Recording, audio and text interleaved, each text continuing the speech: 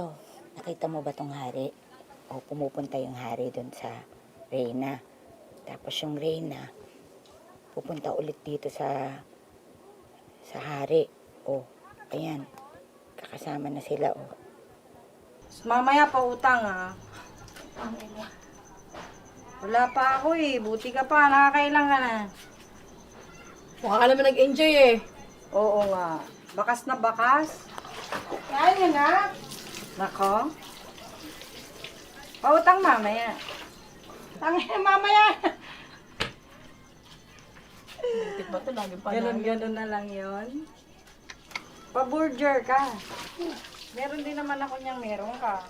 Ba't ganon? Tangin na yun sa'yo kasi tuyot.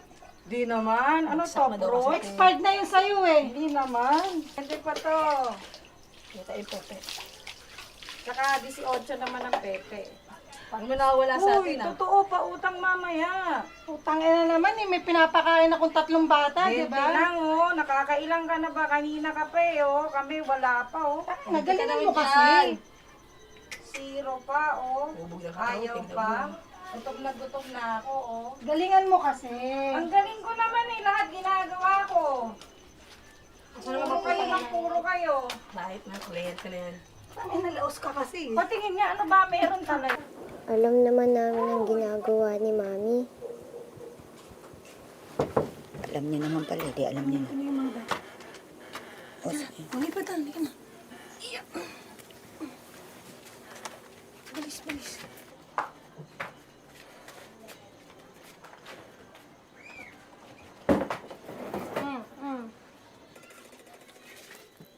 Julie?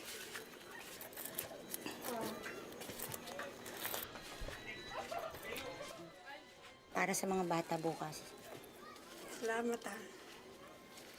Julie, pwede ba akong makiusap sa'yo? Hmm. Pwede sabihin mo sa kanila hindi ako sinungaling.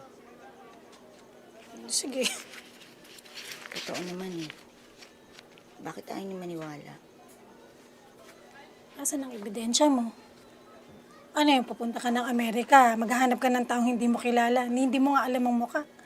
Alam mo ba kung gaano kamahal pumunta ng Amerika? Marami akong naipon. Yan, lagi mong pinagmamalaki ang ipon mo. Magpalit mo yan sa dolyar, tingnan na lang natin. Alam mo ba kung gaano kalaki ang Amerika? Kaibigan pa naman kita. Yun na nga eh.